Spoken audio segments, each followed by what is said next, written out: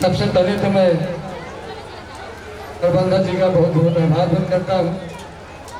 अपने इस विद्यालय परिवार को जो हमारी भी नंदी परिया हमारी बेटियों ने जो भी आप लोगों ने देखा, तो उनको बहुत बहुत आशीर्वाद देता हूँ।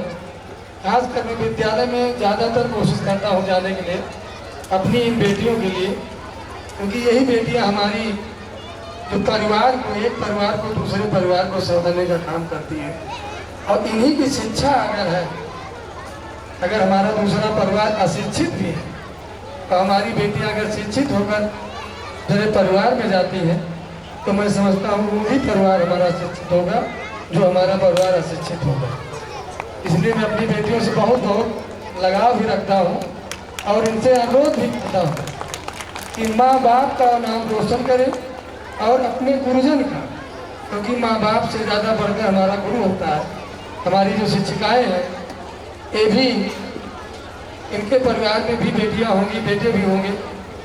मैं आप सबसे भी अनुरोध करता हूँ कि हमारे इस विद्यालय जो हमारा ये बगीचा है, तो यही मेरा नींव, अगर मेरी नींव मजबूत है, हमारी पीढ़ियाँ मजबूत होंगी। और शिक्षा का स्तर जो आजकल है, हमारे प्रबंधक जी ने शायद सीबीएसई बोर्ड ये काफ़ी दूर में पहला है जो मुझे जानकारी मिली है, तो मैं आपको बहुत बहुत धन्यवाद देता हूँ। और विद्यालय परिवार में आए हुए सभी अभिभावकगण जो हमारे इन बच्चों के माता पिता हैं, अभी हमारी बेटियों ने कहा सबसे पहले मैं पापा का नाम लिया, लेकिन मैं अपनी बेटियों से कहना मैं चाहता हूँ कि पापा और मम्मी दोनों आपके पूरक हैं और दोनों का सम्मान आपके कंधों पर है। माँ बाप का सम्मान और गुरुजन का सम्मान। अब तो विद्यालय में बहुत कठिनाई बढ़ाई है, क्योंकि पहले हम लोगों को तो बहुत मार पड़ती थी।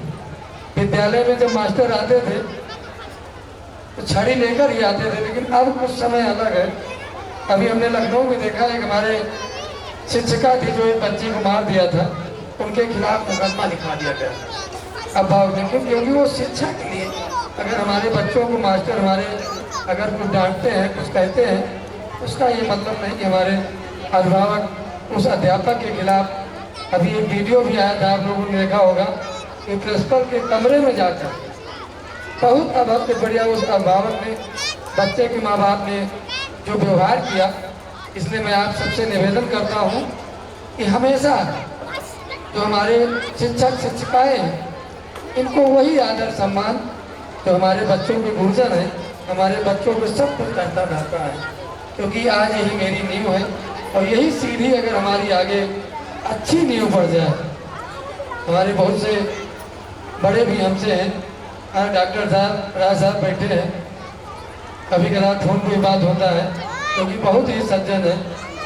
क्योंकि जो हमसे बड़े हैं, मैं थोड़ा सीखता हूँ जाकर। अपने विद्यालय में ज़्यादातर कोशिश करता हूँ कि विद्यालय में थोड़ा समय निकालूं, बच्चों के बीच में रहूं, क्योंकि बेटा मेहनत सबसे बड़ी सफलता की कुंजी हमारी मेहनत है। चाहे वो पढ़ाई में हो, चाहे खेल कूद के मैदान में हो, चाहे किसी भी दौड़ में हो।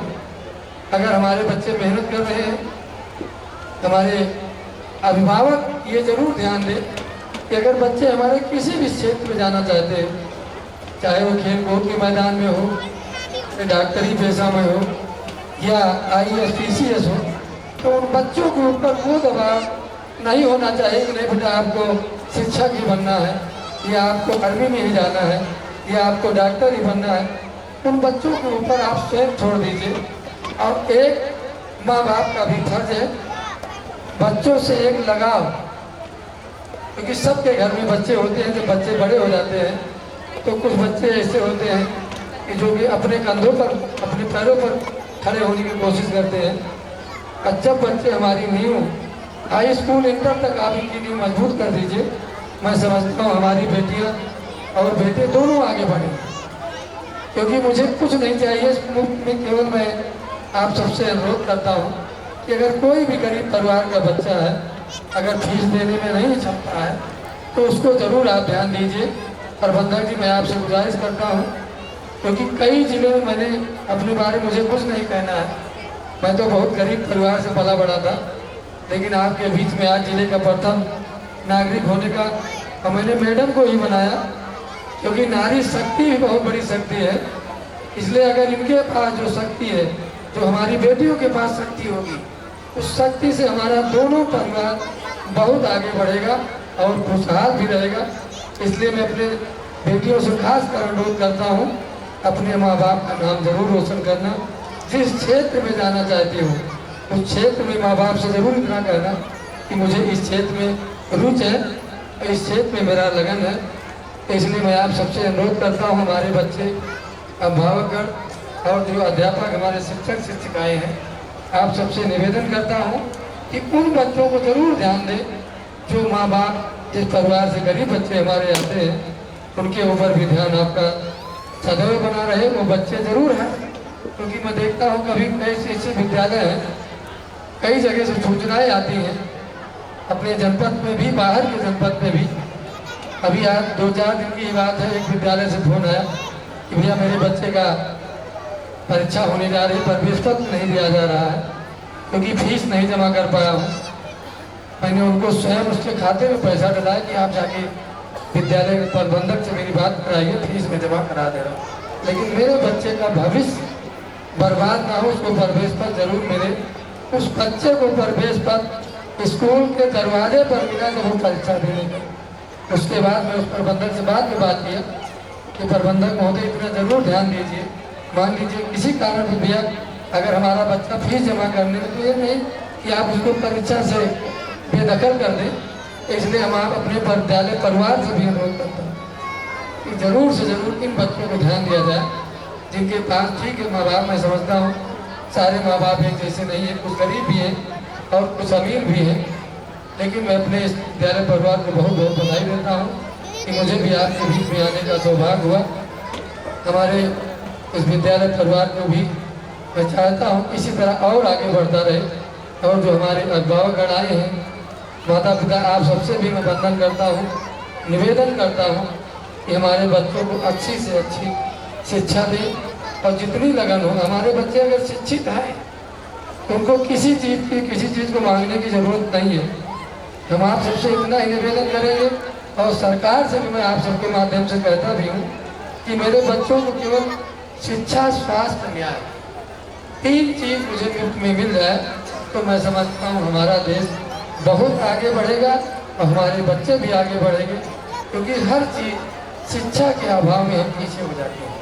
इतनी योजनाएं सरकार की चल रही हैं, काफ़ी ऐसी योजनाएं हैं कि जो कि हमारे बहुत से परिवार को पता ही नहीं होता है कि हमारी इतनी योजनाएं हैं और कोई योजना जानकारी नहीं। लेकिन हमारे बच्चे अगर शिक्षित हैं तो ज़रूर वो एक ही नेट पे जाएंगे तो क्लिक करेंगे तो उनको ये भी पता चल जाएगा कि हमारे ग्राम सभा में कौन सा काम हो रहा है और कौन सा कितने का काम हुआ है, कौन सा विधायक, कौन सा सांसद, कौन सा अध्यक्ष कितना काम कौन सा किया है, किस गाँव में किया है। जब शिक्षित होंगे तो हमारा देश भी शिक्षित होगा और प्रदेश भी शिक्षित होगा। इसलिए पुनः देश विद्यालय परिवार के सभी शिक्षिकाओं का और प्रबंधक जी का, शिक्षकों का बहुत बहुत आभार व्यक्त करता हूँ। बहुत बहुत आप लोगों को बधाई देता हूँ। इसी तरह हमारा विद्यालय परिवार सदैव आगे बढ़ता रहे। जय हिंद, जय Bharat. Thank you so much, sir, for your golden word. Our heartfelt thanks to you, sir, for coming on the stage and sharing your valuable thoughts.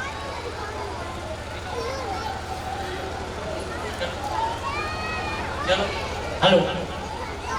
एक क्रम अभी बच्चों का कार्यक्रम चलता रहेगा। इस कुछ कार्यक्रम के बाद हमारे स्पेशल